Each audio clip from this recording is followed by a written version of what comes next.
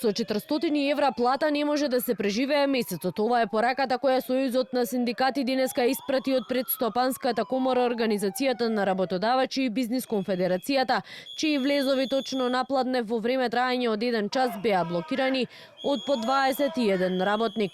Првиот човек на ССМ Слободан Трендафилов рече дека и покрај притисоците со кои се соочувале работниците, тие нема да се откажат од барањата за минималец од 600 евра и раст на сите останати плати за 6000 денари.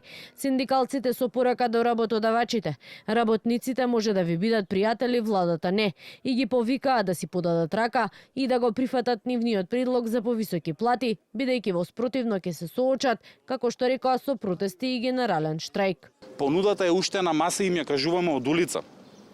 Следниот пат нема да доаѓаме со понуда. Следниот пат ќе дојдеме со генерален штрајк, работодавачите ќе ги платат платите, но тие да се откажат од делот од колачот, затоа што доколку го прифатеа тоа лани, кога работодавачите го бараа од нив заедно со ССМ. Денеска во буџетот на владата ќе имаше најмалку 10 милиони евра на месечно ниво или 120 милиони евра свежи пари на годишно ниво. Да заборавиме дека веќе за 400 и 500 евра плата не само што нема да имаме продуктивни работници, него нема да имаме никакви работници ниту граѓани во Македонија. Доколку не се одважат и газдите да дел од колачот си го дадат на вработените, кои што им го овозможиле во минатото тој профит, ќе бидеме приморани секојдневно да бидеме на улица со нив, со блокади, со шатори и секој еден ден да ги потсетуваме дека повеќе за тие плати нема да работиме.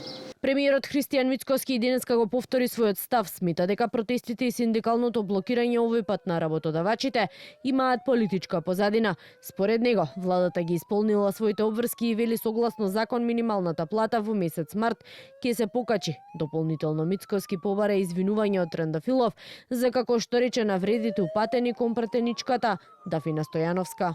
Сепак станува збор за жена, мајка. Таму никој не на тоа видео не ги покажува малолетните деца на господинот Трендафилов. Напротив, јас колку што можев да видам, многу е внимавано на тоа, но мораше господинот Трендафилов да биде малку покултурен со својот речник. Они мислеа дека ќе најдат прокси преку Трендафилов, кој што е влезен во една состојба специфична, кога се обидува да биде на сцената во Македонија, од друга страна кога ќе биде критикуван, тогаш почнува да навредува и со крвави зеници и белки во очите напаѓа мајки, сестри, сопруги и така натаму. Дали ќе се извини на пратеничката Стојановска, Трендафилов за Канал 5 не одговори децидно, но нема да коментира, како што рече, луѓе кои снимале туги деца и оние кои ги поддржувале. Инаку денешната блокада на Стопанската комора беше втора поред оваа недела. Во вторникот беа блокирани влезовите на собранието, а следната недела според најавите ќе биде блокирана и владата.